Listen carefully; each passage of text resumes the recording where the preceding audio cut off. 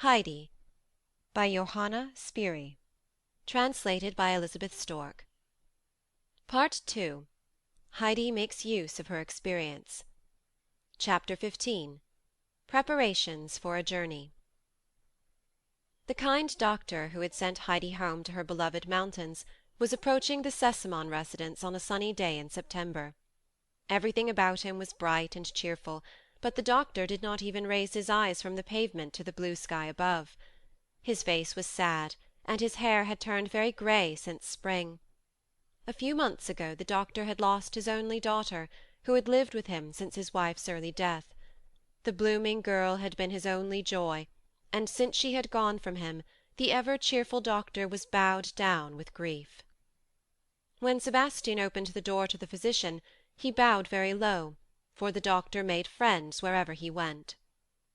"I am glad you have come, doctor," Mr. Sesamon called to his friend as he entered. "Please let us talk over this trip to Switzerland again. Do you still give the same advice now that Clara is so much better?" "What must you think of me, Sesamon?"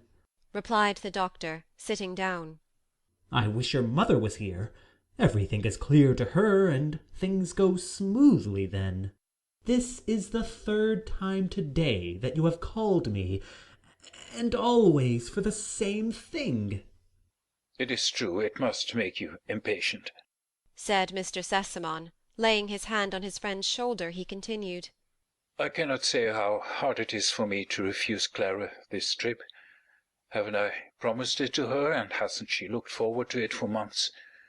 She has borne all her suffering so patiently just because she had hoped to be able to visit her little friend on the Alp. I hate to rob her of this pleasure. The poor child has so many trials and so little change."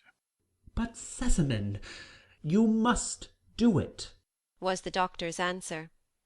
When his friend remained silent, he continued, "Just think what a hard summer Clara has had. She never was more ill, and we could not attempt this journey without risking the worst consequences. Remember, we are in September now, and though the weather may still be fine on the Alp, it is sure to be very cool. The days are getting shorter, and she could only spend a few hours up there, if she had to return for the night. It would take several hours to have her carried up from Rogget's. You see yourself how impossible it is. I shall come in with you, though, to talk to Clara, and you'll find her sensible. I'll tell you of my plan for next May. First, she can go to Rogget's to take the baths. When it gets warm on the mountain, she can be carried up from time to time. She'll be stronger then, and much more able to enjoy those excursions than she is now. If we hope for an improvement in her condition, we must be extremely cautious and careful. Remember that." Mr. Sesamon, who had been listening with the utmost submission, now said anxiously, "Doctor, please tell me honestly if you still have hope left for any change." With shrugging shoulders, the doctor replied, "Not very much. But think of me, Sesamon. Have you not a child who loves you and always welcomes you? You don't have to come back to a lonely home and sit all alone at your table. Your child is well taken care of, and if she has many privations, she also has many advantages. Sesamon, you do not need to be pitied. Just think of my lonely home." Mr. Sesamon had gotten up and was walking round the room, as he always did when something occupied his thoughts.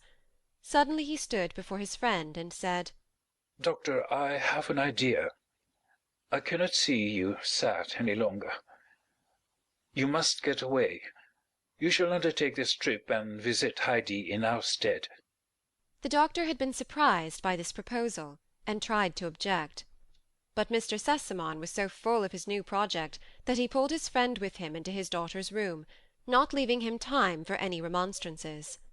Clara loved the doctor, who had always tried to cheer her up on his visits by bright and funny tales.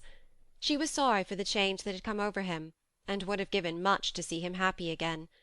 When he had shaken hands with her, Both men pulled up their chairs to Clara's bedside. Mr. Sesamon began to speak of their journey, and how sorry he was to give it up. Then he quickly began to talk of his new plan. Clara's eyes had filled with tears, but she knew that her father did not like to see her cry, and besides she was sure that her papa would only forbid her this pleasure because it was absolutely necessary to do so. So she bravely fought her tears, and caressing the doctor's hand, said, "Oh, please, doctor, do go to Heidi. Then you can tell me all about her, and can describe her grandfather to me, and Peter with his goats. I seem to know them all so well. Then you can take all the things to her that I had planned to take myself. Oh, please, doctor, go, and then I'll be good and take as much cod liver oil as ever you want me to." Who can tell if this promise decided the doctor? At any rate, he answered with a smile, "Then I surely must go, Clara, for you will get fat and strong, as we both want to see you. Have you settled yet when I must go?"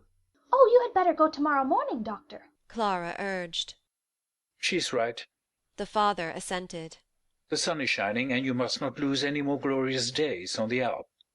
The doctor had to laugh. "Why don't you chide me for being here still? I shall go as quickly as I can, Sesamon." Clara gave many messages to him for Heidi.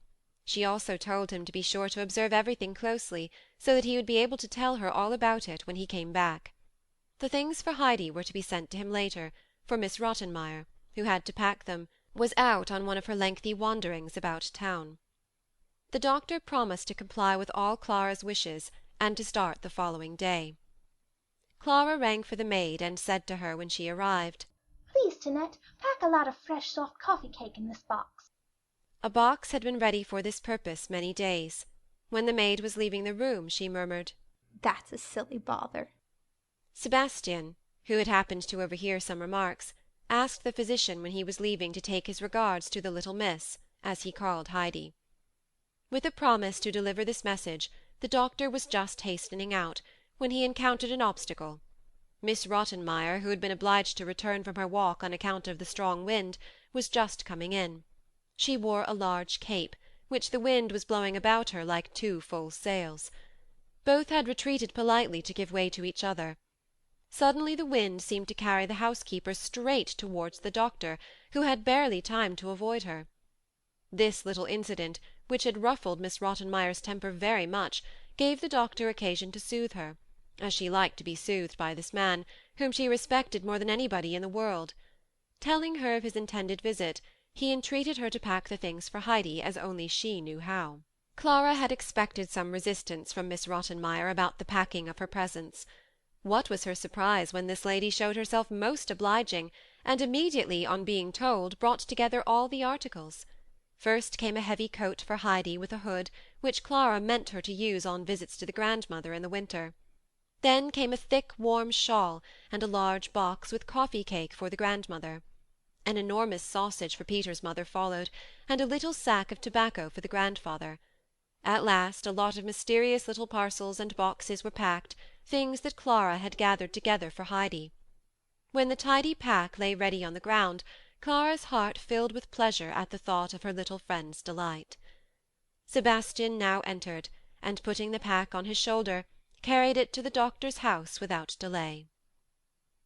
End of chapter 15.